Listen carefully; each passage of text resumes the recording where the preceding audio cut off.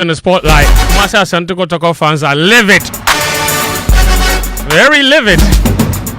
After Swatraman beat them by 1-0 yesterday, they insist it was an offside goal and shouldn't have stood.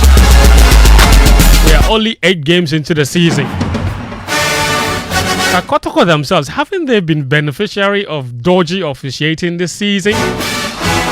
And the ultimate question is whether or not it is just sheer incompetence on the part of our referees, genuine mistakes, or corruption.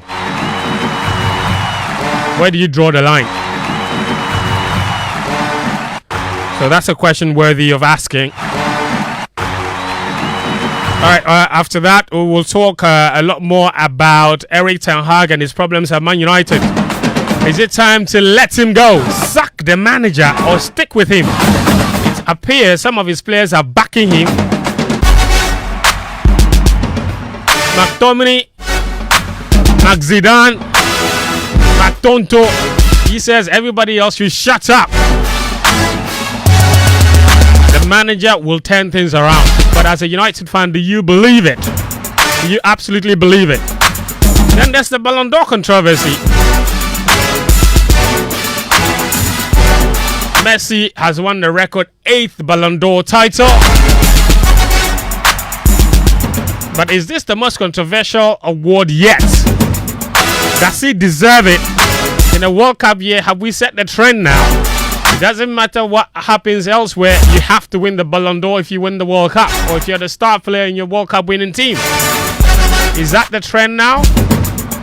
But where's the consistency if that's the trend in 2010? That didn't happen, did it? So there's a lot to talk about there.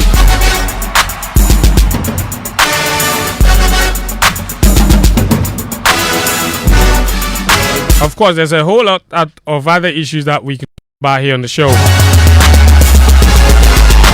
There's CAF Player of the Year nominations. There's CAF Women's Champions League kicking off this weekend in Côte d'Ivoire. Our very own Ampim Dakwa ladies are there. So it's a very packed show. Live and interactive on social media. Get in touch with us. Use the hashtag GamePlan on Twitter. If you prefer WhatsApp, the number is 055-111-1997. Your thoughts on all the things we'll be talking about are welcome on the show. We're streaming live on Twitter Spaces on the Joy FM and Joy Sports handles. On X Spaces is what I should say. I have to be politically correct. We're streaming live on X Spaces on YouTube on the Joy FM YouTube page.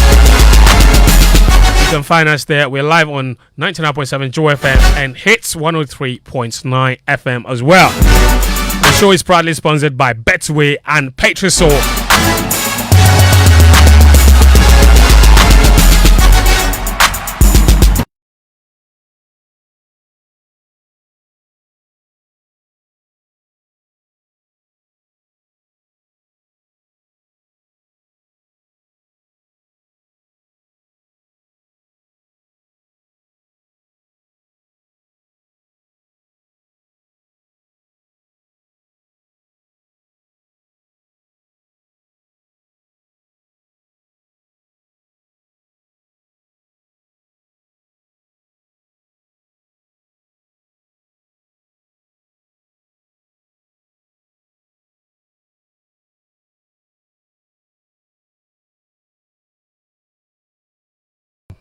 It was a pity that Hamza was sick in halftime, so he had a lot of problem with stomach. He must every time to the toilet. I asked, where is Hamza? Yeah, he's again on the toilet. So I must change him, but you see the qualities of Hamza. He has something from Romario. Low on the ground, turn very fast. Yeah, I like him very much. It was a pity that he must change, but all the other one did a very good job. It was a pity that Hamza was sick in halftime, so he had a lot of problem with stomach. He must every time to the toilet. I asked, where is Hamza? Yeah, he's again on the toilet. So I must change him, but you see the qualities of Hamza. He has something from Romario. Low on the ground, turn very fast. Yeah, I like him very much. It was a pity that he must change, but all the other one did a very good job. Yeah, Ladies and gentlemen, welcome to the show. Daniel Koranteng, Sitsofe, Philip Atsirim, Muftawu, Nabila Abdullahi, as well as Gary L. Smith. Guys, welcome to the show.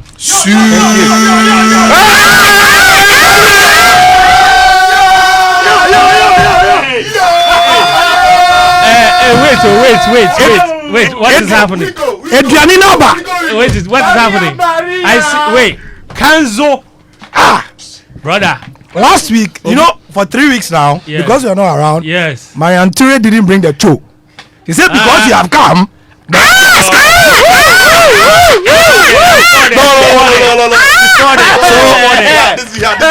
packs of wache. 10. Yeah, 10 packs. 10 packs of wache. How many people are on the show? No, we so counted all the producers as well. Yeah. So 2. Did you add Jojo? No, the producers were there inside. No, but Karim no dey inside. Karim no there inside. Karim no there inside. Okay, Maria. We don't do Ghana players. I know because There's no Ghanaian players abroad on the program. Karim no there inside. All right. like if you come go dey inside. Maria, thank you very much. Mariam, you sport. Daddy in sound no. He touch him. Oh, last week, Daddy sing some song for her. 10 seconds for Maya Muftawu. Let's go. Maria. Turi. What the hell is this? No, make the show there. Make it there. So we don't even start. Daddy, let's go. We have 10 seconds. Take one Gambute. Abeku. What is Abeku doing? Relax. Make we see say. Gary, if you bring the show, Yeah. what is it? Over to If you watch it. If you watch it, Yeah. oh Charlie, this afternoon, brother. Hey, your punch on I did kwada. Quick. Brother, Maria, you sport it. Thank Mariam, you. you sport.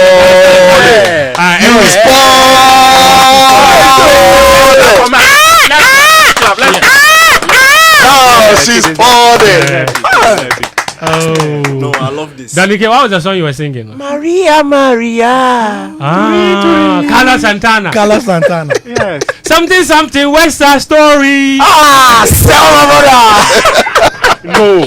So the way Danny they take him, the way Danny they take him in a way that the AI no go catch him, copyright no go catch him. So when we add a turi, then the copyright go confused. They no go catch him well. Good, man. But thank you guys. That was good. I mean, it was a really good gesture. Very thoughtful. Not everybody that does this. I think the first time somebody has bought us free food. Free food. In fact, people have made promises, but they are yet to fulfill those promises. Oh, we trust them. They will. I mean, Betway deliver something, right? Right. Yeah. Petrosol also give us. Also deliver something. Fantastical. But it's today that Maria has delivered food. See, the more you brother, eat, brother. the more you are able to talk well. Brother, she has spoiled it, crowd. Anyway, Let's attack the issues. Let's go. Let's attack the issues. Time loading. Anyway, I've got listen, guys. Okay, so on Wednesday night in Swatraman, well, they played yesterday. They beat Asante Kotoko by 1 goal. And it was quite controversial because most Kotoko fans think the goal should not have stood. We'll talk about that shortly, but I want to talk about a major issue, which is the security of our teams and the rampant nature with which they face armed robbers on the roads.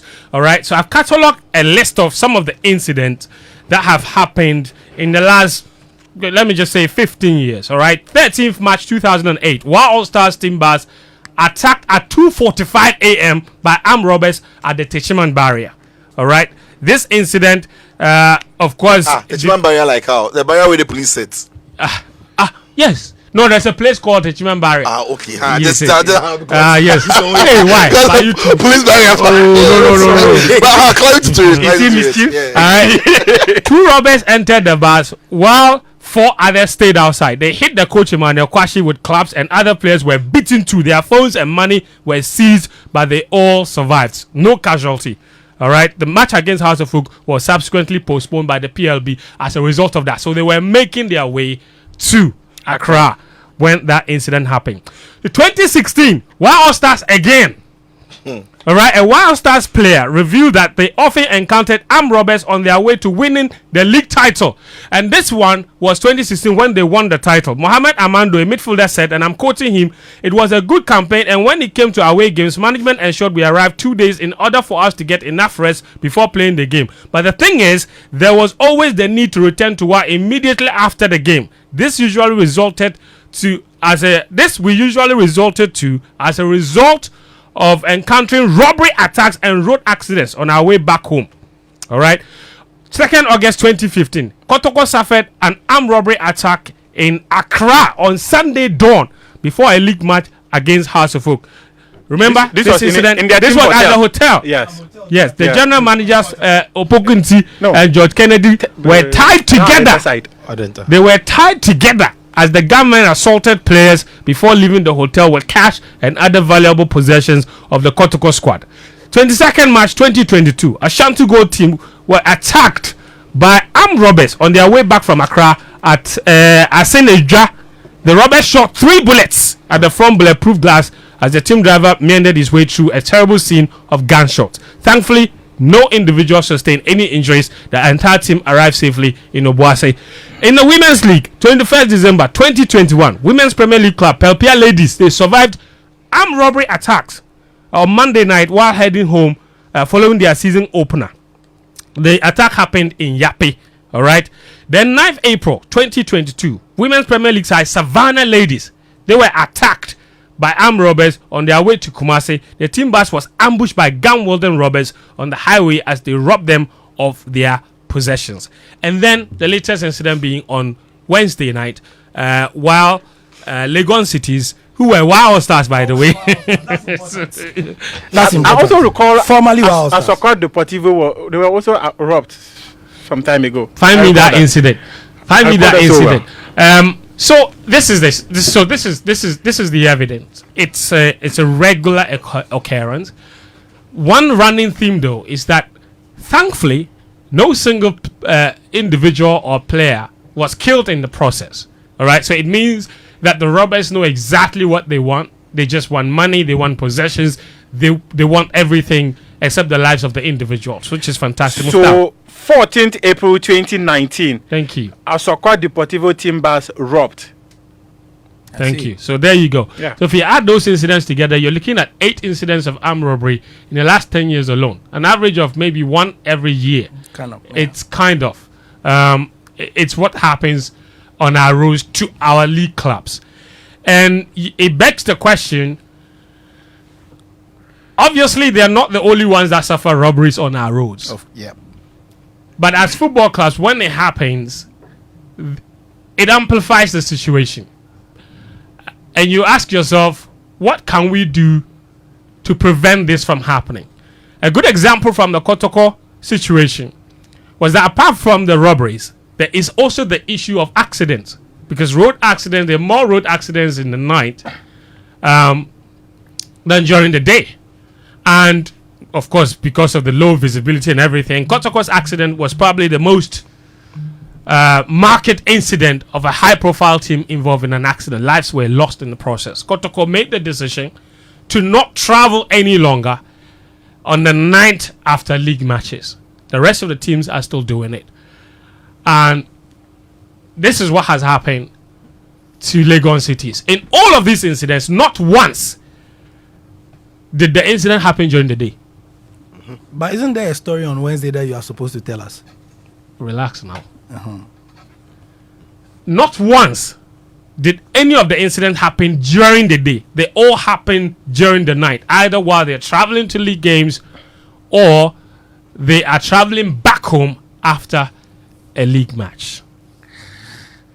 It sets a trend of returning late into the night. And I remember when we posted the story of Legon Cities, most people's question was, why are they endangering the lives of players by transporting them from Samroboy to Accra right after a league game, which is about a 7-hour journey, if not more, probably more, because Samroboy to Kumasi alone is about 3.5 hours, if I'm not mistaken. And then you have to do Kumasi to Accra, about 4 hours.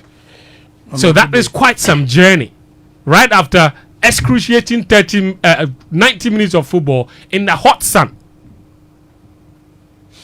So the questions abound, and we are trying to understand why this keeps happening and how we can prevent it.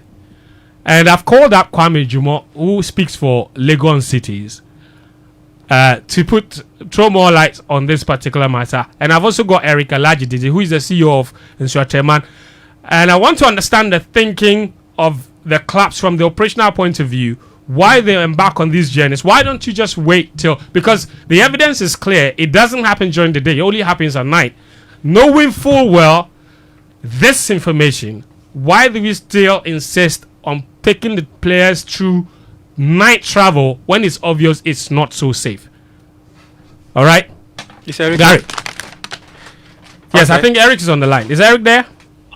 Yes, I'm here. Thank you. And Kwame, are you on there? Yes, I'm here. Kwame, briefly, what exactly did you guys lose during the incident? I know one player was injured. Well, we lost some money. We lost some phones. We lost some laptops. Essentially, that's what we lost. Okay. So then, the ultimate question is, it's not your fault that you were robbed. Obviously, if the security of the country was better, you probably would not have encountered this. So, commiserations on that.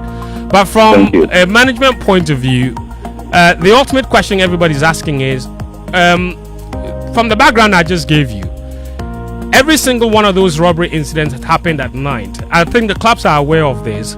Why does the night travel still remain a necessity for clubs? And from your own point of view, why was it necessary to get back to Accra, knowing all the dangers involved and knowing how long it would take to get back after such an excruciating 90 minutes of football? I mean, you lost by 3-0, so emotionally as well, that wasn't so good. Well, that wasn't good. We would have wished we got a result, but unfortunately, it didn't happen.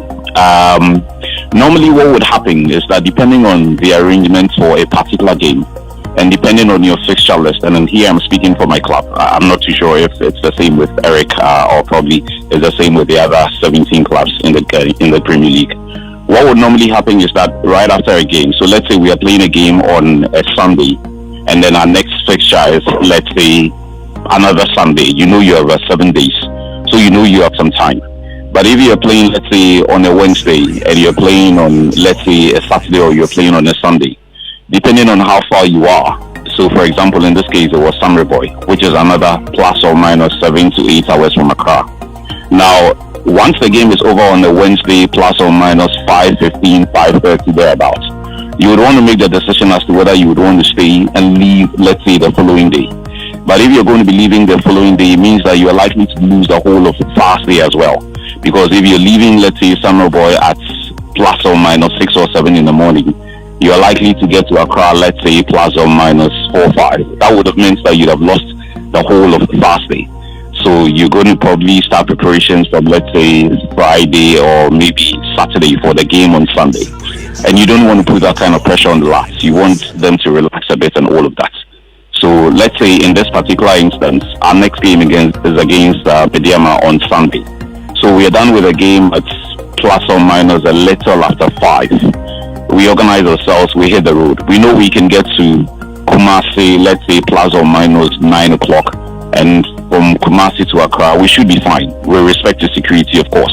We've done this for 4 or 5 years and we never encountered anything like this. So it was just unfortunate that this time around, despite everything that we did to ensure that the team was safe, this happened. Yeah, that's a very interesting perspective there, because then it also feeds into the issue of fixture arrangement, and whether the FA actually factors all of these things into arranging the fixtures, because that distance, the travel that you speak about, if you were indeed to travel back on a Thursday, you would have to give the players a day off, which is the Friday, and you basically only have 1 day to prepare for the game. It is not ideal. Which is no ideal. So that's why I said that it depends on normally what the fixture list normally looks like. So for example, if it was a Sunday and Sunday, then you know you have 6-7 days. I mean, you can sacrifice a day, that should be fine. But in this case, I mean, That's if you are very familiar with that stretch, Sunday Boy. It's quite a distance, and you can't even guarantee that you can do 7.5 hours, or even 8 hours sometimes. The road at some point is not too great. So if you're going to be staying over, let's say if we had left on Thursday morning, for example, we're likely to get to Accra, let's say Thursday evening, the lads are tired. Then you're thinking, okay, do I give them off Friday and then we do something small on Saturday for the match on Sunday? Professionally, that would not even be ideal for the technical team before, a game on Sunday. So all of these dynamics will then play into what my team will do every time we need to, let's say, travel for an away game. It is a tricky situation indeed. Eric, from your point of view, you are the CEO of the league leaders right now, Atsirim. By the way, congratulations. Yesterday they said you scored an offside goal, but we move. I'm sorry. Having said that, from an administrative point of view, we can't ignore the fact. I've spoken to club administrators who have said part of the reasons clubs don't stay over is to save money on hotel bills. Can you confirm if this goes into your decision making, hotel bills on match days in particular, and you're looking at how much you can save by shipping the players back to your base instead of having them sleep over? And what is the cost situation like for every away game you have to play, so much so that it's a key aspect of your decision making when it comes to the safety of your players? Well, a very good afternoon to all the gentlemen in the studio, and I miss you guys all. I'm far away in the Bono region, so you are doing well. Top I'll be back. I'll be back in Accra on Sunday. Don't worry. I'll have the game against the 6th of Monday. Sitsofe, you want to say something? Yeah. Top of the Lonely at the top. Lonely. GPO on your mind. You guys are supposed to talk for me. I know you get back. Don't worry. Hey, it's right. Okay, so friend, straight to your question. In fact, managing a Premier League club in Ghana is one of the most difficult things to do in terms of financing. And I say this without a shred of doubt because I've done it at Karela. I'm here once again in Atsirim. It's one of the most difficult jobs to do. Listen, to move to a place like Samreboy, averagely the Ghanaian club that plays Samatex in Samreboy needs averagely about 20 to 25,000 on that trip. Now, plus or minus, you are looking at a hotel that will cost you, if you even have a contingent of, let's say, 35 people, which is, to me, it's normal. If you go with 21 players, 8 technical team members, that makes it 29. If there is a bus driver, that makes it 30. You put plus or minus management team members and then some few other if you have your own security. So you are looking at 35 people. If you get a hotel that will be cheaper somewhere around Asenkregwa, it will be something in the range of about 150 to 170 Ghana Cities. Now you multiply by this number of people, you are doing plus or minus hotel about 5,000. So if you have to sleep an additional day, that takes your cost to 10,000. So if you were to spend 25,000, you end up doing 30,000. We all know the financial situation in the Ghana Premier League. It's not anything we can talk about. And so it puts a lot of burden on club owners. So club owners are actually forced to take some of these decisions. Look, it's not, if you have been to Samreboy before, the road itself from where the team is to Asenkregwa and the surrounding areas is so bad. So if you were to use an hour to do that distance, you end up using like 2 hours or even 2 hours 30 minutes on that stretch of the road. So getting to Accra within 8 hours, you end up doing like 10 hours because portions of the road is so bad. And so when club owners are doing their budget and you tell them to let teams sleep for 2 hours, they will fight you. And it's not, you will understand it from that point when you are directly involved, because it's not easy to bring the cash out for some of these ventures. So it's a risk we are all taking. And friends, I must tell you, I do travel a lot with my team. I'm always in the bus because I don't want to drive a different car and follow the team. I travel with the team at night. Sometimes we finish games and you would have to come back. Imagine I play Olympics on Monday. The game starts around 3 or 4 p.m. By the time we are done with the game post-match, the players will undress and then get into the bus for us to take our food and leave Accra. It will be somewhere around 7 to 8. We have to travel back to Nswache. It's not going to be an easy journey. We will arrive probably at dawn, around 4 or 3:30. But if we have to sleep in Accra, the cheapest decent hotel you get in Accra for a team would cost you around 250 Ghana cedis. So, food, you do lunch, 40 cedis, you do dinner, 40 cedis, breakfast, 20 cedis. That is 100 cedis per player. So you put all together and you have to do 2 days. Believe you me, you are hitting 60,000. That amount of money will exhaust your entire earnings from the Star Times TV deal in about 10 matches. It won't even be up to Fent. I'm telling you, it won't be up to. You know how much money has been paid to the clubs. Some money has been paid to the clubs, but I can tell you on authority, as at week 8, my club, for instance, that money did not go beyond 3 away home games. It didn't go beyond 3 away games. You're saying that the TV rights money that the clubs have received, it wasn't even enough to cover 3 matches? No, 3 away games is gone. It's gone. Why do we do the football then? Like what is no, seriously, what is the aim here? Because even if you win the league title, we know Midiama won last season. They were giving $36,000. That will not even be enough to cover your entire expenses for the entire season, even if you add the Star Times money. Why do we play the league? Friends, that is why sometimes it's amazing when people sit behind a console, people sit in studios and discuss the exodus of Ghanaian players abroad. You know, when you don't understand these dynamics, listen. Any club that puts a price tag of $50,000, $100,000 on any Ghanaian player, they will sell. They will sell because it is not easy for any businessman to go and run other businesses, take money from there to come and run a football club. I have a payment, I have a structure, a salary structure, plus or minus management and technical team of about 140,000 Ghana cedis a month.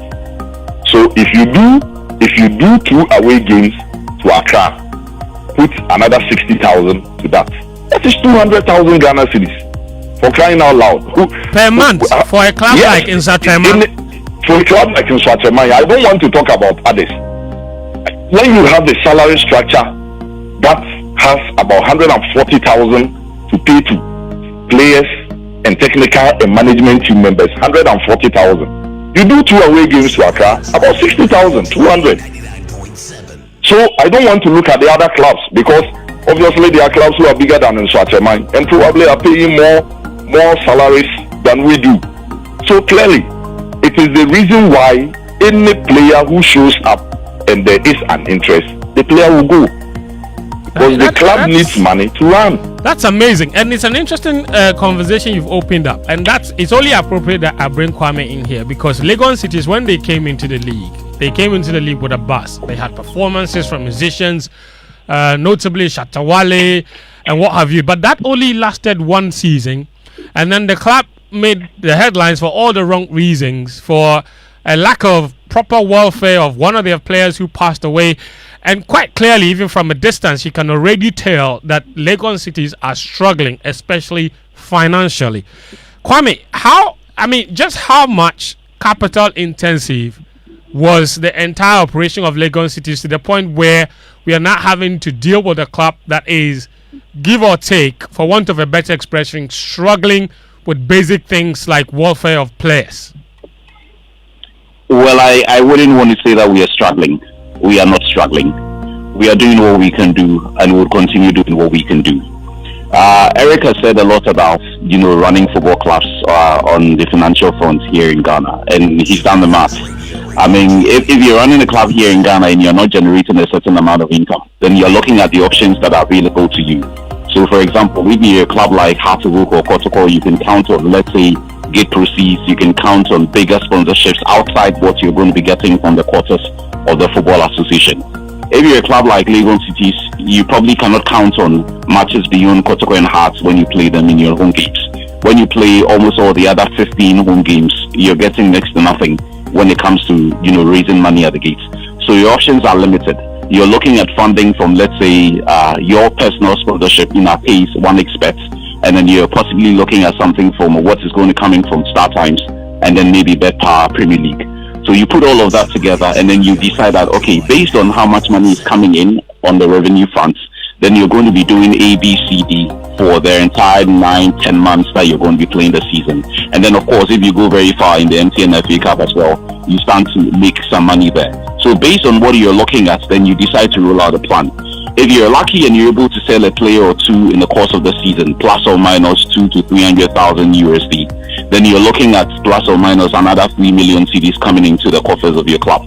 So you look at the money that you are making from your sponsor, from the Football Association, from StarTimes, and then if you sell a player or two, you look at all these funds and then you decide you're going to be running your club this way or that way.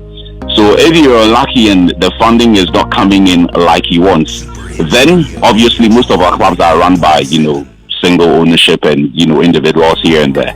The businessman who is investing his capital into the club will then decide, okay, if I'm not generating so much like I probably projected or I was looking at, do I decide that I would want to use the money I'm making from other quarters to run the football club, or do I decide to hold on and see how things pan out? So I'm sure the dynamics will be different from every single club with respect to how they choose to run. Here's my last question for you. Legon Cities were acquired about 3 seasons ago.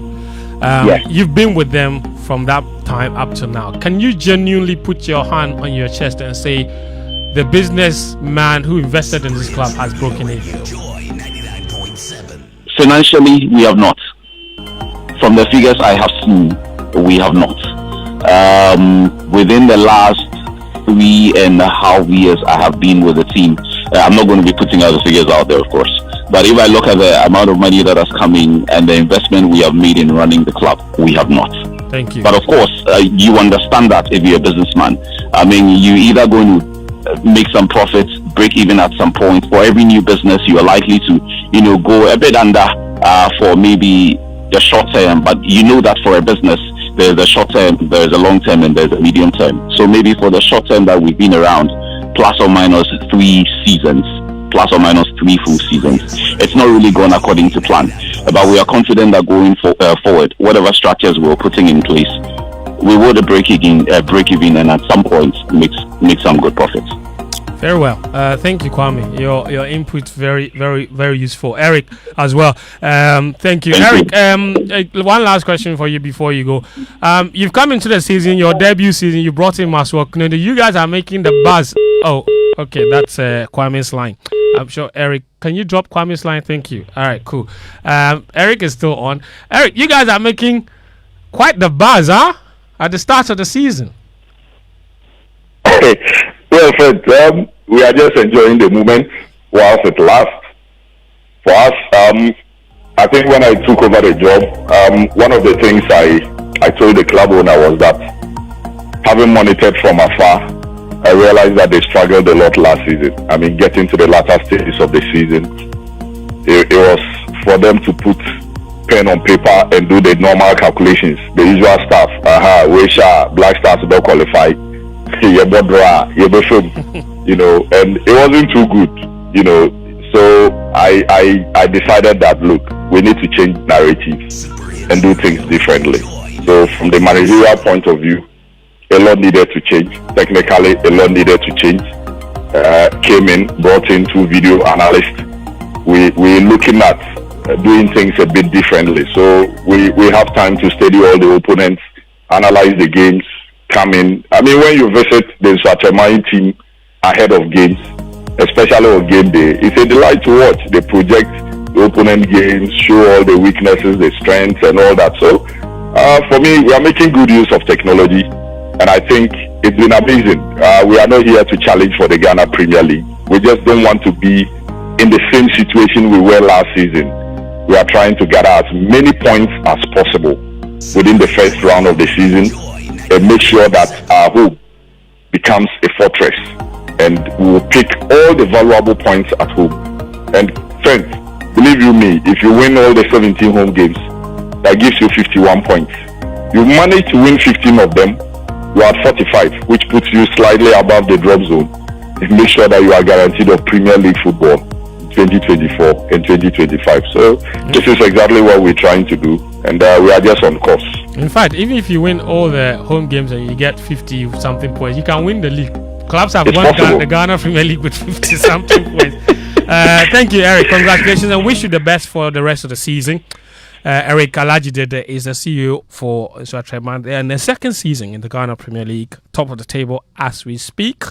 And what an impact Manaf Umar has brought into the team. The former House of Folk, and out to you, boy. Massive player. That kid, very talented. He's coming. He's made the difference.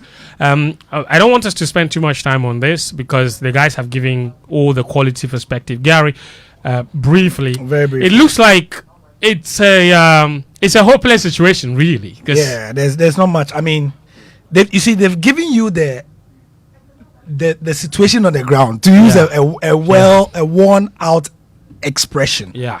So there's nothing you can say because these are the facts on the ground, and you can't argue against this logic that this is why we travel the way we travel. Yeah. Because it boils down to a money issue. Okay. Another perspective I would like to spend 30 seconds on is something that a lot of people like to sit at home and say and deride the Ghana Premier League about. In fact, we spoke about the away team syndrome last week, right? Mm-hmm. And compared it with other leagues, the number of goals that are scored. Yeah, we don't score enough. We are in week 8 of the Ghana Premier League. Now let's do an extrapolation to the last 3 seasons. Okay. Week 8, as we speak, 8 away goals have been scored. You mean all the 18 teams have scored 8 away goals? Chalaba, why are you laughing? I'm not even making my point. You're laughing. When I finish, then you put yourself on the floor. Wait, are you serious? As at week 8. What is 9 times 8? Oh, no. 8 times 8, 96. You understand? So, as at those are the week 8 goals that have been scored. 8 Oh God! Right? Yes. Yes. As at 2022-23, that's last season. Yes. The people are arguing about 9 times 8 in the season. Are you serious? Wait. Gary is talking. You are low-key arguing about 9 times 8. Hey, Because I said 99. You just kept quiet. You kept quiet and kept. Yeah. Oh no, it's 72. You didn't listen. No, it go right exam. Go talk. What did you say? What did you say? Initially, I said 90. I said no, it's 72. What's the one? Muftawu. He says 76. No, this is George. Let's talk about the goals. So 72 divided by 2. 72 divided by 2. Yes. That's going to give us. So that is 36 matches and only 8 goals have been scored. So this is for week 8. That is poor. Week 8 matches. For week 8 matches. Okay. For week 8 matches. For 2022-2023 last season. By week 8. By week 8, there are 6 away goals. 2021-22, we had 4 away goals. By week 8. No, relax. Man, defenders are very good. No. Let's put this into perspective. 2020-21, we had 6. Hold on, because week 8. Yes. Week 8 means 72 games. Yes. Played, yeah. All right. Yes. Divided by 2, half are away. So 36 matches. Yeah. 8 goals. Yes. I scored away. So and last season was what? 4? No, last season was 6. And then the one before that 4. So we are improving 2-2-2. And then the one before that 2020-21 was 6 goals. So 6 for. Oh dear Lord. Yeah, so that's so you see when teams travel like this, it's hard. Do you understand? Yeah. So that is the perspective I like people to appreciate the Ghana Premier League with. Some of them actually even arrive on match day. Yes. In the morning of the match. So when your coach says, boys, minim say more break. Until let's conserve the energy for the home game and put all your energies into that one. So go and defend. How do you blame the coaches from saying that? That's my point. All right. I don't know if any of you wants to add something Big quickly. time. Yes. I've traveled around covering the Ghana Premier League. You have. Listen, there's another perspective they didn't even bring to the fore. Okay. People who live in Accra, at times Kumasi, think that Ghana is Accra and Kumasi. Right. Ghana is hugely underdeveloped. Very. Massively underdeveloped when they move away from these two big They're cities preaching to the choir. or towns. These teams play across the country.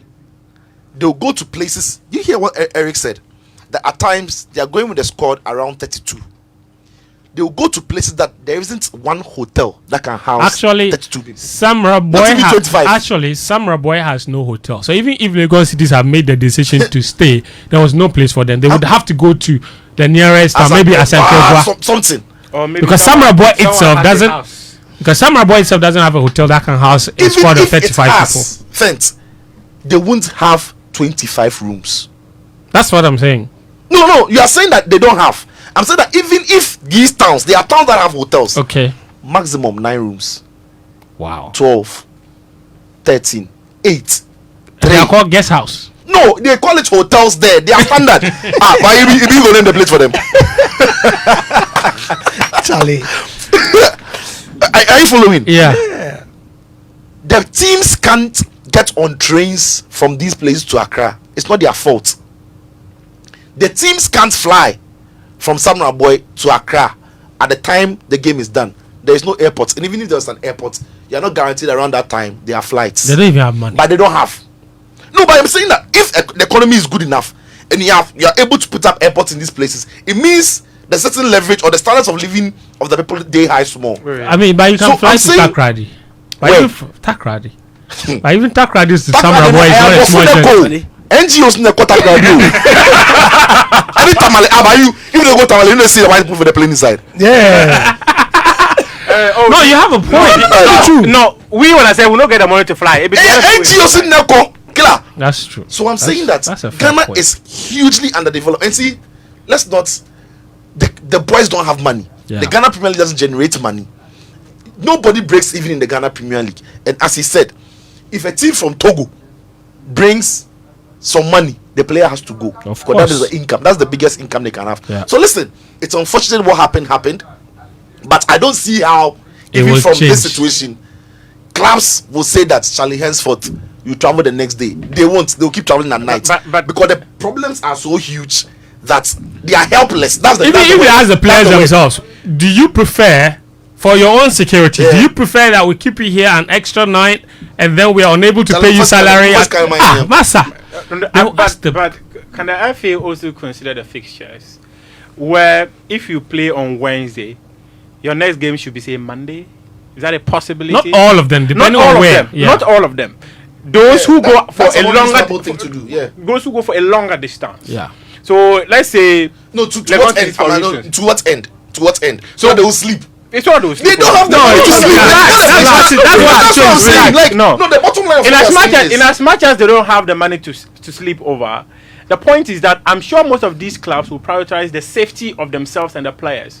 if you don't have the money, No. what do you think of the safety? No, if you don't have the money, you think of the safety. No! The small money they have on them, they could have used that to sleep over, and then instead of Arabs, No, that money would on be the road. unfair. That would be unfair to say on them. I'm telling you that. No, the clubs are not- Muftawu, no, we no. get your point. Sitso's That's the point, ideal however, thing. is that, yeah, is that is ideal. It's the ideal thing you're saying, no, but the reality is that the clubs they are not stupid though. Yeah, yeah. They know what is safe and what is not safe. Ghanaian roads are dark. Even from here to Cape Coast, it's extremely Yeah, dark. very. Ghanaian roads are dark. The nature of the road is poor and everything. They know there's tendency of robbery and everything. They are not stupid.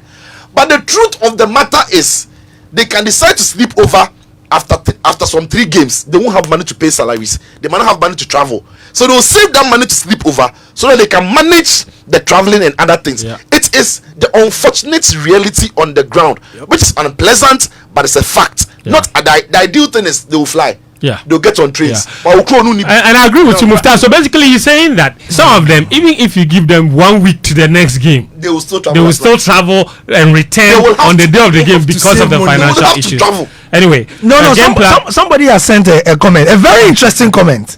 I agreed. He says, well, this is how some of you are suggesting we can help fix the problem. He says, Wilson. this is a message from Wilson. Wilson, who says, Fen, don't you think the Ghanaian military is too free? Can't they escort these teams? That's not a military's job anyway. Yeah. Yes, you see, first of all, the military's job is not to keep the peace. Yeah, this is keeping that's the not the peace. military's job. Yeah. That'll be the police. Yeah. And now, Wilson, I want you to rephrase the same question with police and see if you now It makes sense to you. No, But it won't be far-fetched. It's not far-fetched. If every bus has at least one policeman armed sitting Yes, in it. I agree. no, I agree. I think those are the collaborations the GFE Yes. has been trying to. Yes. No, but I think trying it's to do actually it. is that in as much as it is not a job of the military, you can still put a soldier man in there. A military in there will put fear in our robbers. Wait, hold on. We have seen a policeman and a military man in front of a bullion van. He's there. They still stopped them, shot him, and taking their money. So I'm saying when it comes to the issue of armed robbers, we think that it is most appropriate to use the police. If the military is available It's not and their such job. This No, thing, we no, shouldn't after even the consider military, them. it's It's not not their their job. job. That's not their job. It Yes. is not their job. There's no But country that carries military into No, football. it will be the It's not their police. job. This is a police Let's- job. let's- It is the correct that and police- stick to no, the police. It is the police job. Yes. But is it can't No, we can't. No, you can't. No, That's simple. what you are saying. Yeah. No, Alright, yeah, anyway. it's not their job to Guys. use that. So that's why you have the police service. So the police will do. okay, argue over what the military can do and cannot do.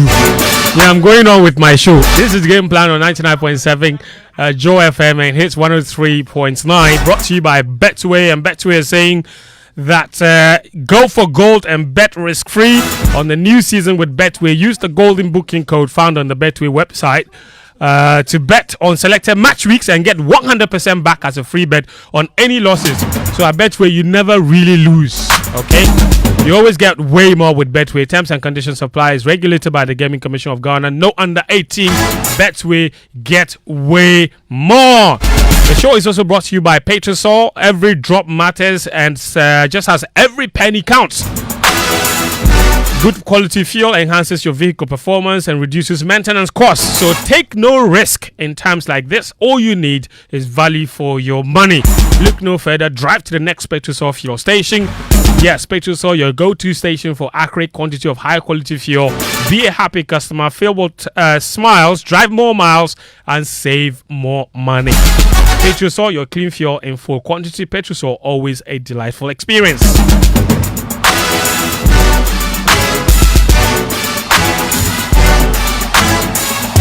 Alright, J&G Retreat Center offers attractive discounts to corporate bodies for strategic planning and sales retreat. Church leaders are also included. You can just call them 0244 33 33 35. It's a very easy number 0244 33 33 35. J&G Retreat Center, a unique, godly hospitality located 2-minute drive after Central University.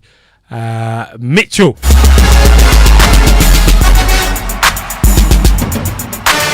Alright, and it's November sales at Furniture City. Black Friday came early at Furniture City. Crazy deals await you at Furniture City. Pick any item and enjoy from 25% and up to 40% discount on selected items. Furniture, dining sets, sofas, decor set, carpets, curtains, what have you. So hurry, rush now to Furniture City for all kinds of furniture and enjoy 25% to 40% off. They are located at number 77 Spintex Road, 200 meters from the Flower Pot Runabout on the Spintex Road, opposite City Ceramica. You can also check them out on social media at Furniture City Ghana. You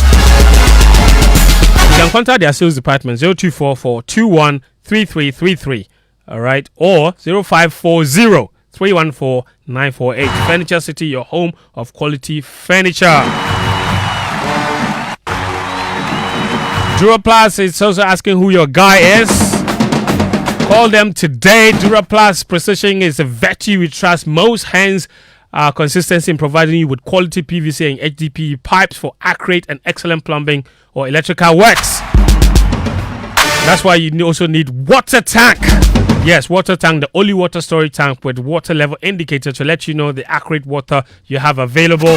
When it's 5,000 liters, then it's 5,000 liters. You can call Duraplast today on 0242 818874 for your water tank and other plastic products. Water tank, what a tank. Remember, where Duraplast goes, water flows.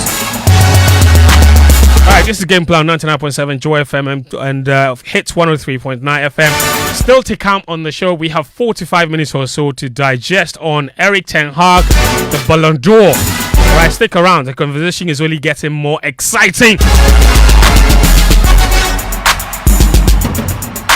Alright, we'll be back after this very, very short break. For the clubs, why? They are speechless on away traveling. And why is the IGP not meeting with the clubs to look at this issue? Very interesting comments. More comments here. Let me see. But how long have they tried for about this administration, right? Yeah, they have. About it. Does anybody know the reason? I think it's a logistics issue. Yeah. You know, it's not easy to sign it. Yeah. It's a national issue.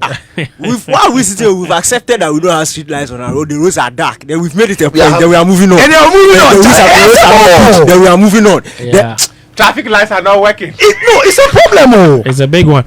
House of Folk fans have started, have they not? Hamza, the great Ishmael Ado indeed reborn. Hey!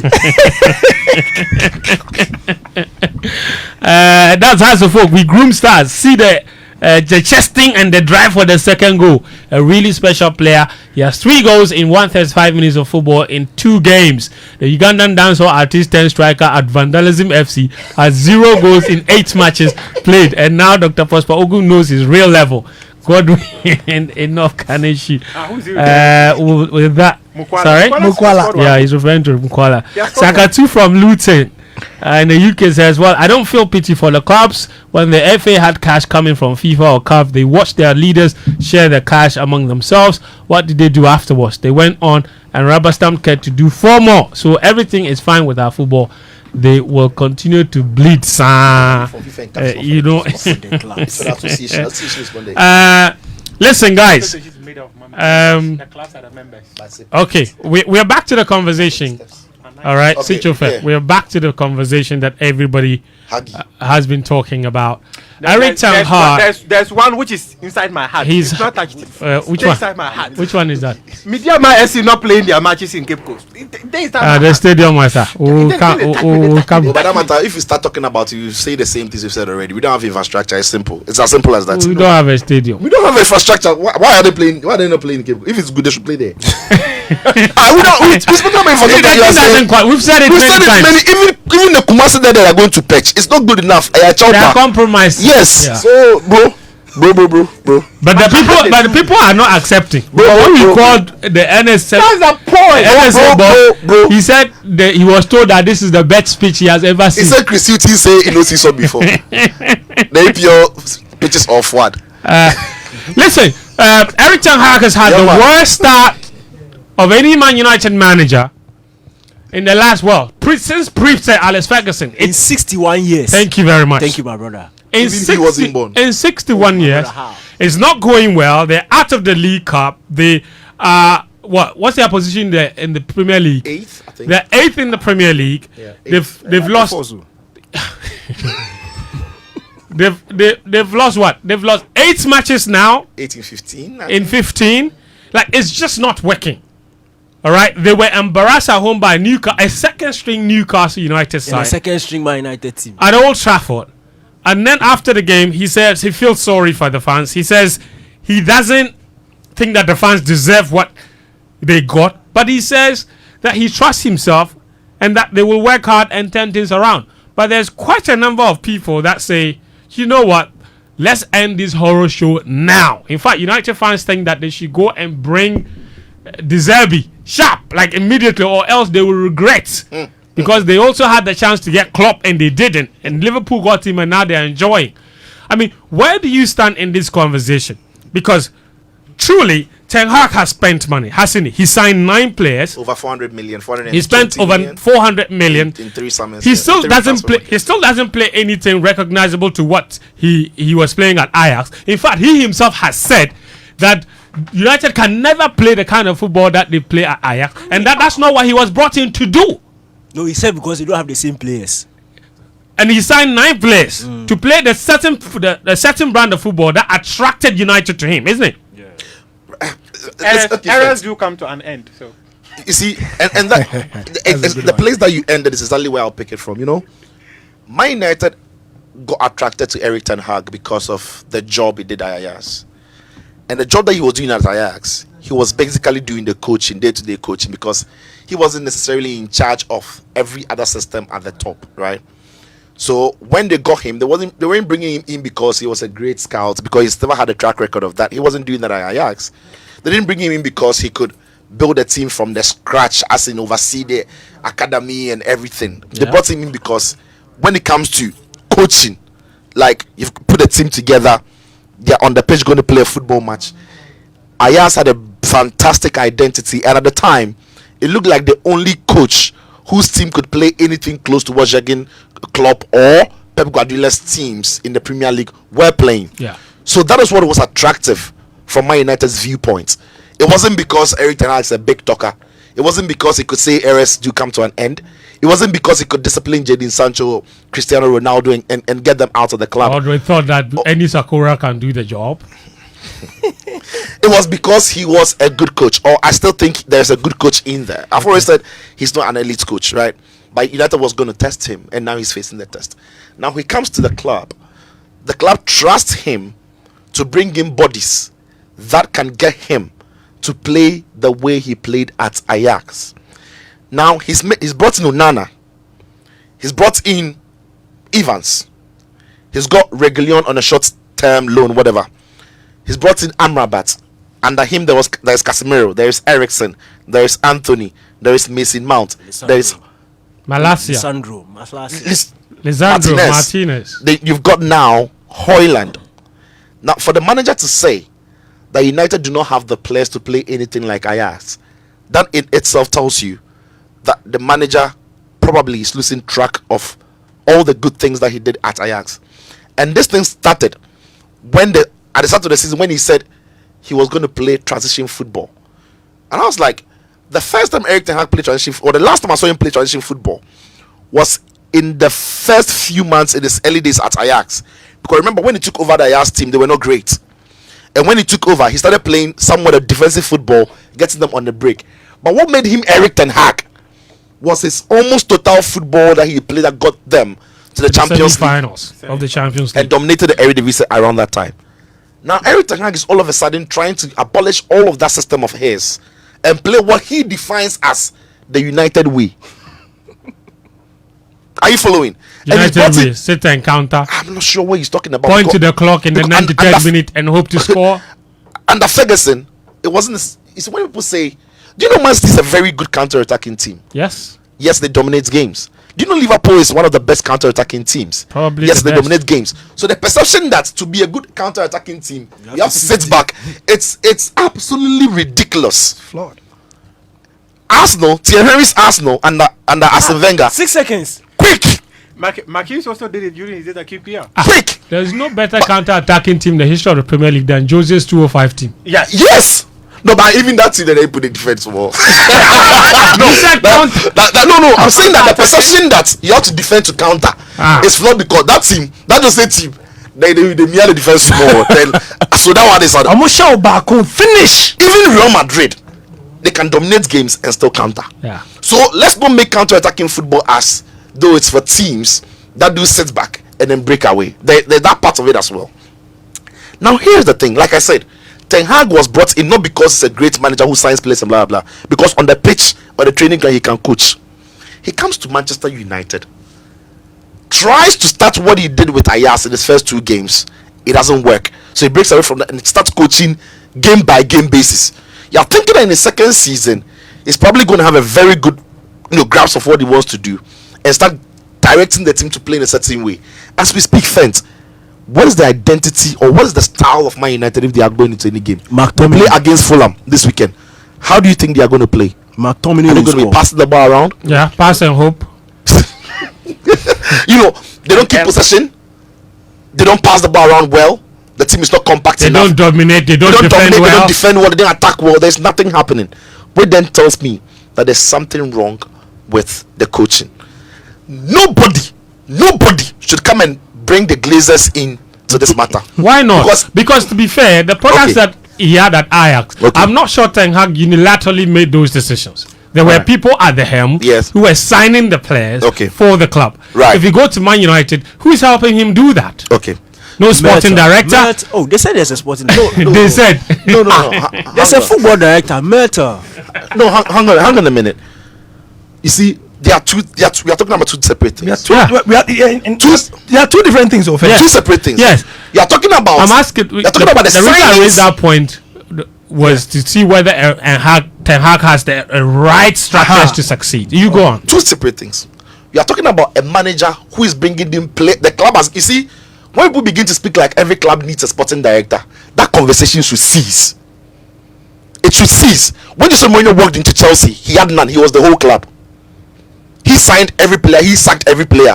But that was 2005. No, hang on, I'm coming. He was successful, wasn't he? He was. Sir Alex Ferguson under the Glazers only 10 years ago. He was successful, wasn't he? That was 1986. No, only 10 years ago. He won the league. Ferguson. Yeah. Sir Alex Ferguson, he was successful, wasn't he? So Yeah, but 10 years is a long time. Killer. When the manager knows, You know, no, Sitcho, make a hard one. Maxwell Konedu day in Swacheman. He succeeded. Wait. They tell you say Maxwell Konedu get sporting director for them. no, you see, Make the you see, city end first. you see, there is a proven track record that when managers know what they want and then they get them, they are able to succeed. It is also true that not every manager is good at signing players. So let's not pretend as if both or one is very wrong. No. It is not the case. It is not the case. This summer for Juventus, do you know who was running their transfers for them? Because of the problem they had at the top. Max Allegri, is he doing well in the league? Yes, he is. Are you following? Because once the players settle in, he has the players coming through. Now this is what I'm saying. All right. Every time comes to Man United, right? So I know Danny has played, so that Danny will come in. Comes to Man United, brings in the players. Anthony is not the Glazers' fault. Mason Mount is not the Glazers' fault. Ericsson is not the Glazers' fault. Onana is not the Glazers' fault. Lisandro Martinez isn't. That's right. Hoyland isn't. That's right. Now it would have been a problem if the Hag was telling us that he wanted to sign Hoyland, right? But they didn't sign him for him, or they want to sign Anthony and they brought him another player. That would be a problem.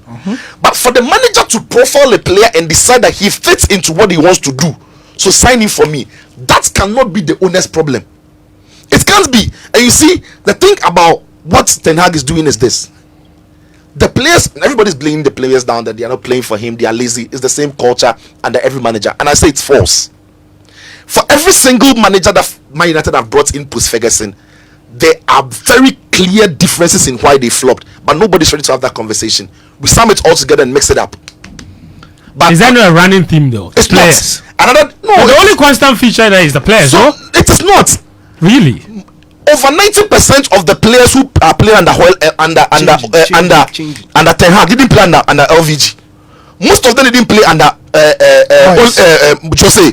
Most of them didn't play under Ole. So what are you saying? That it's a They say it's a cultural infestation. Bro. So it doesn't matter who or where you play. Let The me tell moment you- you coming, the No, let me culture tell you where the rules you. culture is. The players who are there are not stupid. They want to win, like City are winning. The only thing they will back is a style, a system, a plan, a man who looks like he can bring them success. The players might not have been enjoying how he was coaching last season, but the moment it was bringing them results, they will do it. And Arteta says that, Pep says that the players are not supposed to be happy with his thinking, but he will make sure it brings them success and results. So players will tell you it is frustrating to play under Pep.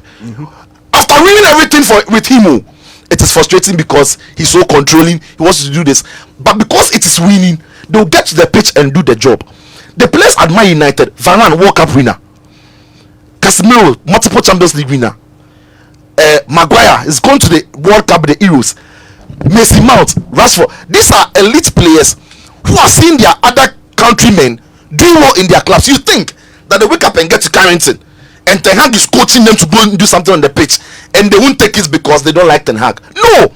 The simple matter is, whatever the coach is telling them on the training grounds, it is not yielding results on match day. And as it stands, it doesn't mean that the coach is finding remedy to the problems that is confronting the club. So when you want to sum it up and say that it is the players, they did it to Mourinho, they did it to LVG, it is not necessarily true. LVG had his own problem. We'll talk about that later. Mourinho had his own problem. We'll talk about that later. But right now, everybody's situation is unique. It's unique. Everybody's situation and the reason why the players, some of them were not playing, is unique. And under LVG, McTominay, who the coach didn't want, has come out to back him. How much more those the coach signed? So, in summary, you think that Ten Hag needs to go? No. I've not said that. No. I want your conclusion on that. All right. Now, because there isn't a ready. Answer yes or no. No. It's not a yes or no. Let me It's explain. not yes or no. It's not yes or no. I just want Let me your explain. conclusion. You see, unfortunately for Ten Hag, like, and I've said this in my premise, he has mistakenly moved away from his principles in thinking that there's a Manchester United way. Listen, Ten Hag, stick to your principles. Sack every player that you think. And he did it last season. This season, last season he didn't play Maguire almost at all. Because he said he come to me in born. He can't. So even Luke Shaw will play centre back. A season on, you are playing a certain way that has no bearing, like no resemblance of the reflection of your style, or reflection of your style. I think Ten Hag has to stick to his principles. Coach the team in a way that plays like we know you to be, so that even if they are not winning, we know that is how you want to play. But how he started the season. He wasn't playing Maguire at the beginning. No. So I'm saying that the style. Yes. Play the style in a way that all of us appreciates how you want to play. But clearly the personnel don't get you to play that way. I get you too. I'm saying that the star influences the personnel. Yes. His choice of personnel, isn't it? Yes. So therefore, that's the reason he dropped Maguire at the beginning. That's what I'm saying, that he did that last season. And at the beginning of this season, he did it. What kind of star was he playing by dropping Maguire? No, at the beginning of this season. Yes. He stripped him of the captains. He wasn't playing him. He wasn't playing him, and that's what I'm saying, that at the start of this season, he kept the players he knew, the players he wanted to keep. But right now, as we speak, he didn't want McTominay. He didn't want Maguire. There are some players around, even Marshall, he didn't want. So he's beginning to doubt himself. You are beginning to change your own principles in the name of Man United way. Yes, and that is he changed it. He's changed it, and that is why it is failing him. Now the reason why I don't know why, I don't think whether he should leave or he shouldn't leave is because I don't know who comes in. They said De Zerbi. Listen, and I've warned you. See, I don't think many people have seen De Zerbi's matches more than I have. But because I'm a religious De Zerbi biographer, yes. But you know Bobby be my guy. De Zerbi, in my opinion, is not ready for the big club because of his mentality. Yep. You see, Roberto De Zerbi is a coach who enjoys watching fine football. Winning at all costs doesn't matter to De Zerbi. Yep. Winning in a particular way matters to him. Are you listening? So De Zerbi can go into a game and then win 1-0. He will not be happy. He will be happy to lose 3-4. Why? They played expansive. The game was nice and everything. But at a club like United, at some point, winning is all that matters. Until De Zerbi changes that mindset about a man for football. I don't think it's the man for United. So the reason you are not convicted on what should happen to Ten Hag is the lack of options. Yeah, the lack of options. And the fact that he signed... So they should keep suffering. No. I think United should write off this season. Write it off. Write this season off. They should keep suffering. In November. But they won't win the league. They won't win Champions League. They won't win the league. Their best bet is to try and qualify for Champions League play. They won't win the league. So what? Okay, so write it off and do what for the rest of the season now? No. Do what? No. Just show up. No. Back Eric Ten ambition. Hag. Back Eric Ten Hag. How? Keep him at the club.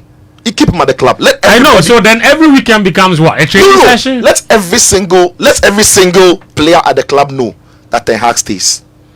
Ten Hag stays. Okay. It is way or no way. And let's see and how the players react. Okay, so you're let's saying... see how the players all right. react. If it's not improving, then you can sack him. I think it is too early now. Because if you bring in another manager, Ten Hag has signed too many wrong players in different profiles for anybody to come out. And otherwise, next summer they are spending 500 million in fixing the squad. Let me go to Daniel. Eric Ten Hag has spent a lot of money on players, especially, and I made this point, I think, in one of our deadline day shows in his very first season about Dutch managers tending to go for players from the Dutch system because they believe they are the only ones that can play in a certain way.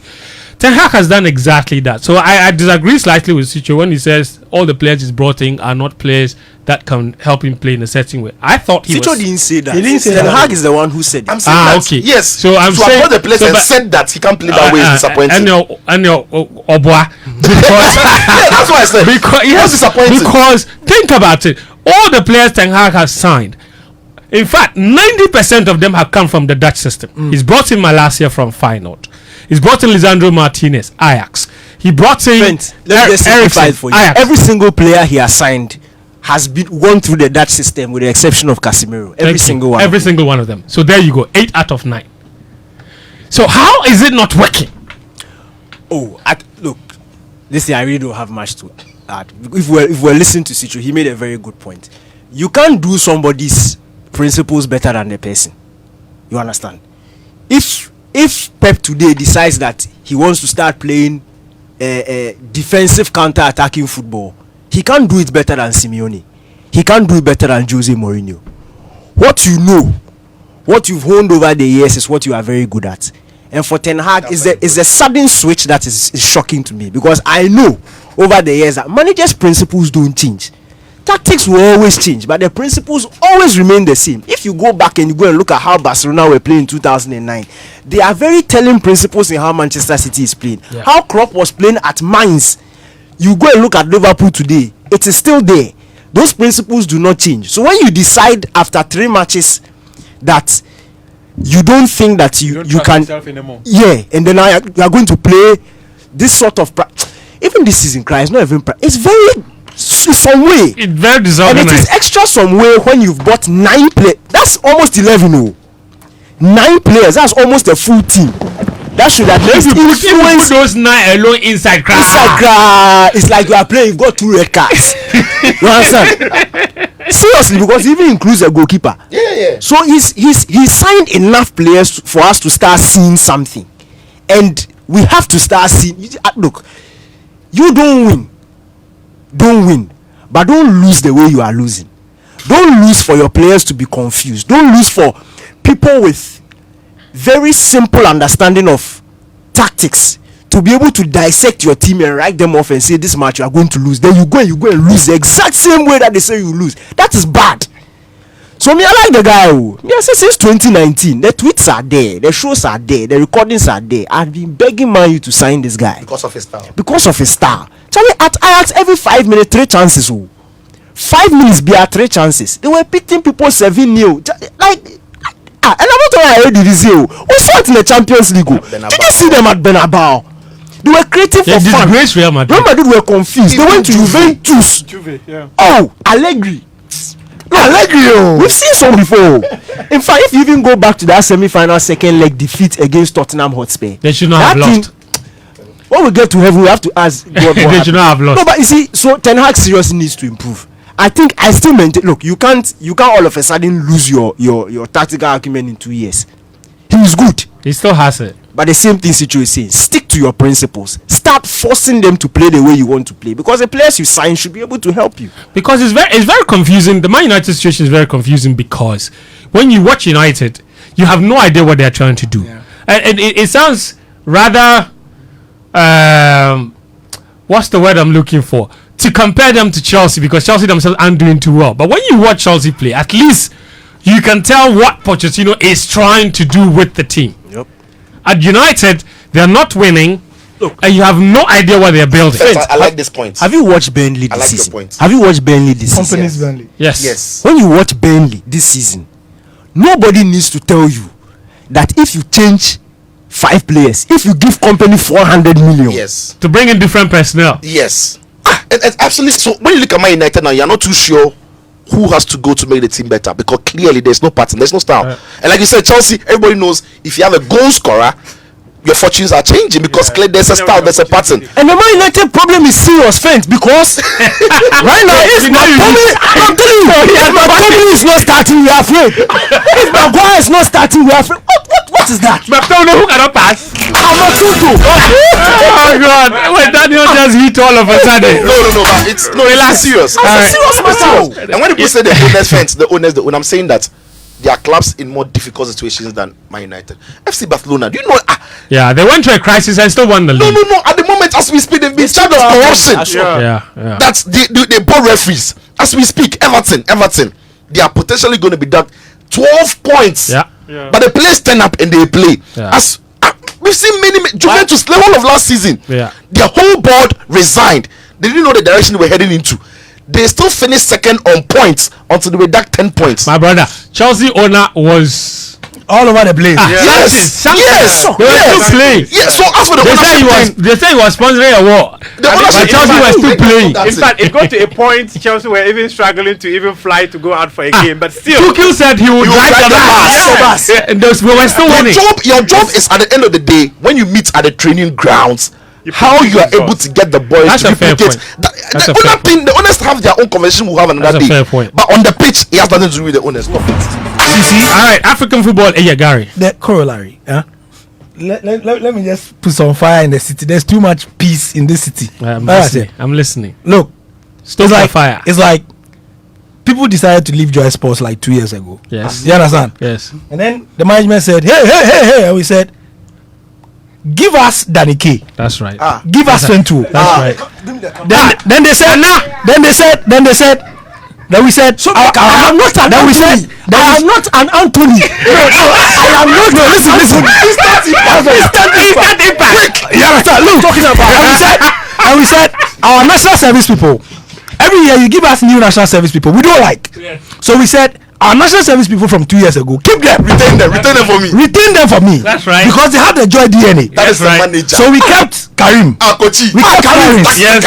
We kept Sheikh Mubarak. We kept Sheikh Mubarak. Yes. We kept Benaya. Yes. And then we kept what's his name? The boy who has gone to China. Mish. Yes. Mish. Hello. Look, Mish is so good that he has got a scholarship to China. You understand about? So that's the manager. So that is what we are saying. That is the manager. What they are saying? You see, because we know what we want. That's when we right. brought Danny K. What an analogy. I am not Anthony. You are what?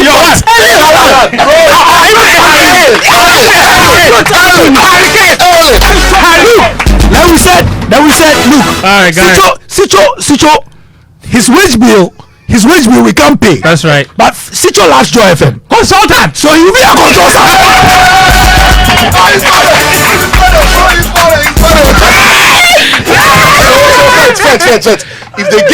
If they give the coach all the things he requested for, Yes. and on game plan day, you can't do a show. And you like can't this. deliver. It is not the honest. You are right. The analogy has solved the whole entire question. Let me give the last one. Okay. When we were going to do the AFCON, the World Cup, That's right. Yes. we say we are multimedia, but last year, Charlie, then the budget was not budgeting. It's not budget. So- It's not. So our Kandan neighbors, they have money.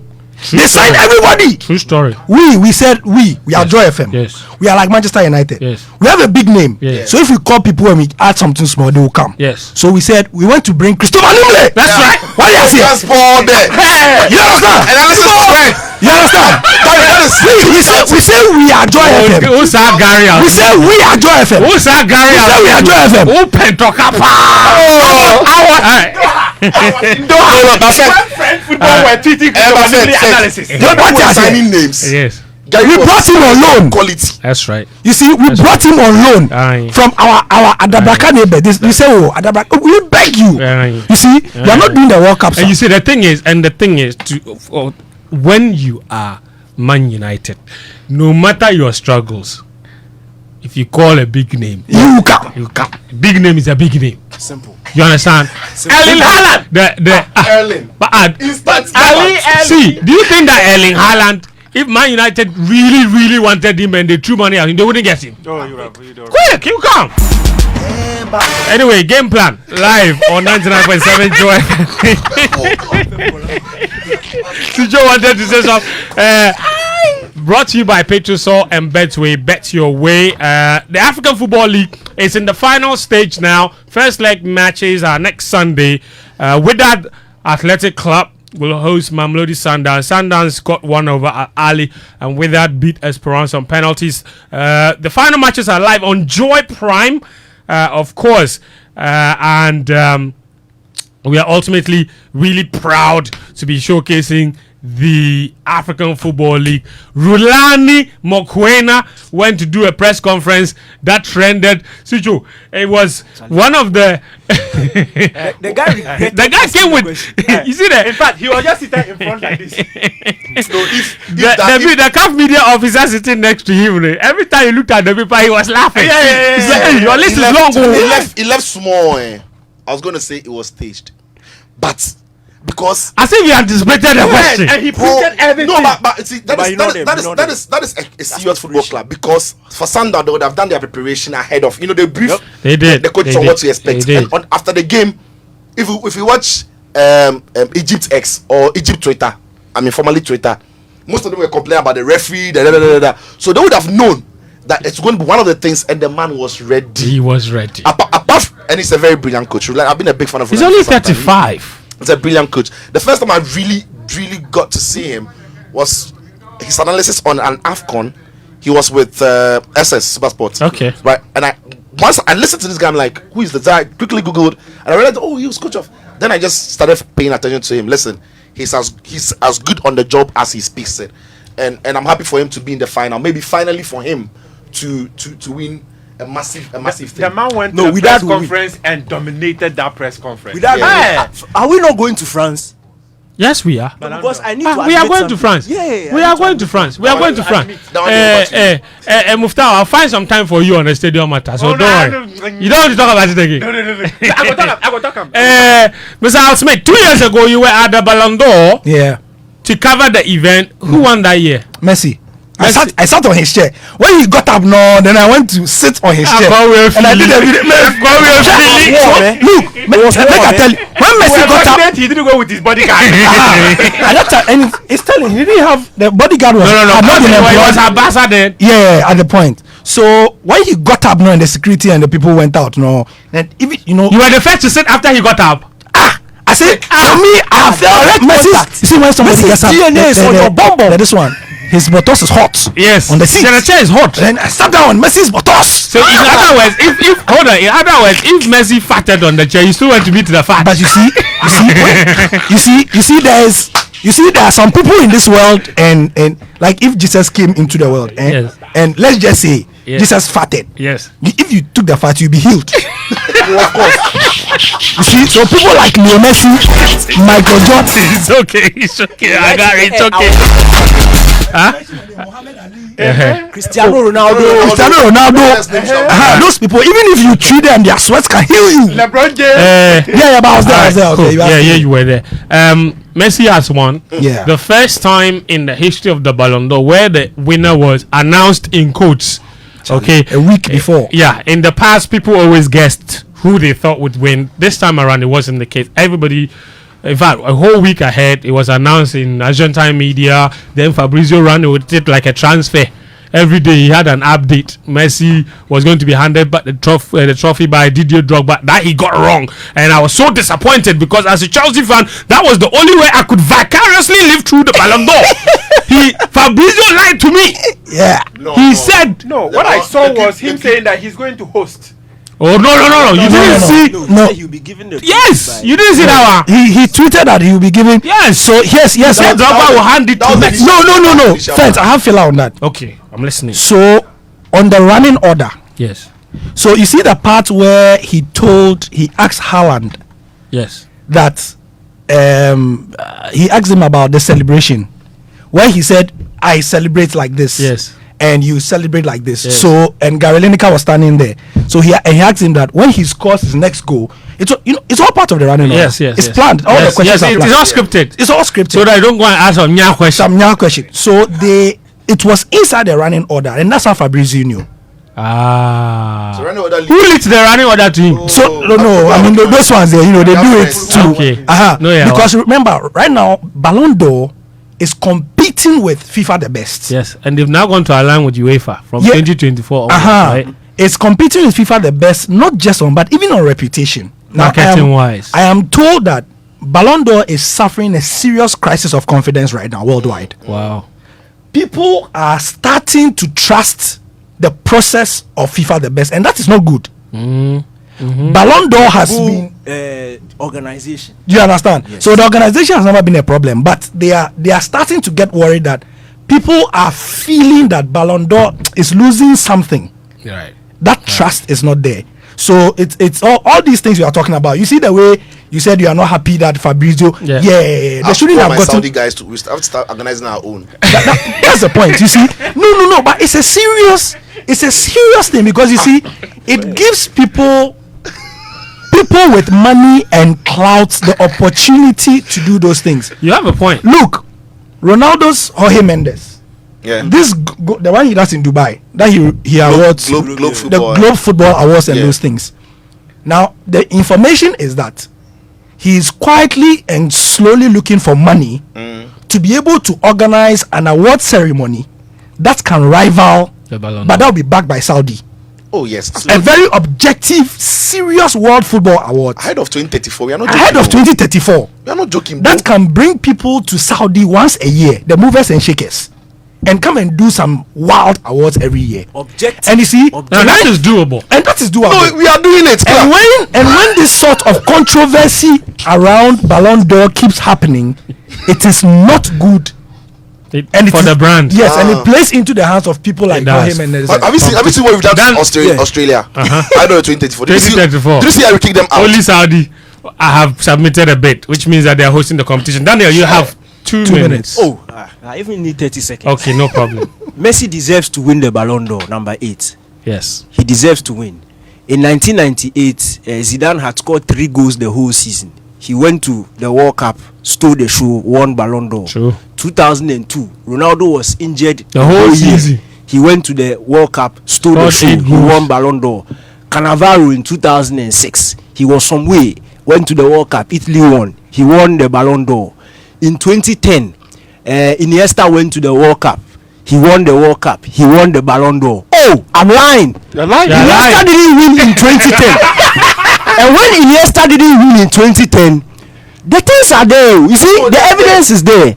They say that in extraordinary situations, Yes. because it's an individual award, in extraordinary situations where players outside the World Cup perform so well, those players will win, AKA Messi. aka Messi.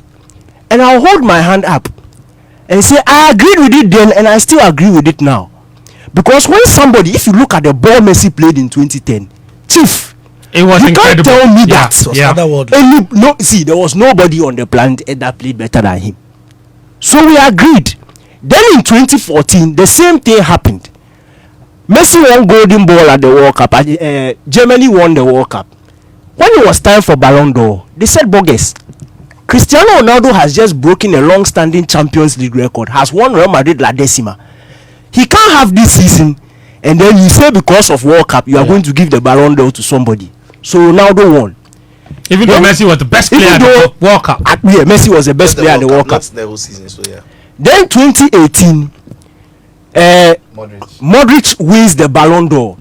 At the end of the season, going into the World Cup, Cristiano Ronaldo was the best player in the world. He had just won Champions League. He was top scorer in Champions League. He had everywhere. Then he goes to the World Cup, plays 4 matches and scores 4 goals. Including Scores a a hat-trick hat-trick. against Spain. But when the competition finished, they said that Modric was better than him throughout the season, and it's cool because we've seen a trend. trend. So it's cool. Fast forward to 2022, That's right. Erling Haaland's debut season in Premier League. He scores 36 goals in 36 appearances. Never done before. Never done before. The record of 36 goals was scored in a 42-game season. Erling Haaland did it in 36 games. The holder of that record In is fact, the he played all-time 35 Premier League matches. record. In fact, 35 matches. Holder of that record is a Premier League all-time goal scorer, Alan Shearer. He's sitting in BBC studios. You can watch him on Sunday. True. Erling Haaland, Champions League, top scorer. FA Cup, he was banging. He won a treble with Manchester City. Man City have never won Champions League before. Pep Guardiola had been there 7 years. He had never won a Champions League until Erling Haaland came. Even though Haaland was absent. If for the this final. is not an extraordinary situation, then me, I don't know. Let's go to the guy who won it, who I said he deserves to win it. Messi was brilliant in the World Cup. He was. Fantastic at the World Cup. It was. Outside the World Cup, French league, there are 2 teams of the season at the end of the French league. That's how they do their own. They let the players vote, and then they let the fans vote. The fans, I'm not talking about PSG fans, I'm talking about fans of French league. They went to vote. In their list, Messi was not part. In the players list, Messi was part. So it is 50-50. The French league this season dropped to number 6 in UEFA's coefficient. It means the weight of the French league in no reach. But if this is not an extraordinary situation, then I don't know. So my advice to footballers now going forward for what the Ballon d'Or has done, in 2026 you can sleep. Just make sure that you are fit for the World Cup. And when you go to the World Cup, just do something. To be fair though, you win. To be fair to Messi, he didn't. No, hold on. To be fair to Messi, he didn't sleep last season. 41 goals against Haaland's 56. That is not somebody who slept. In terms of goal contributions, goals and assists, Messi had 67 last season against Haaland's 66. So it's not even like Lionel Messi had a mediocre season. Hold on.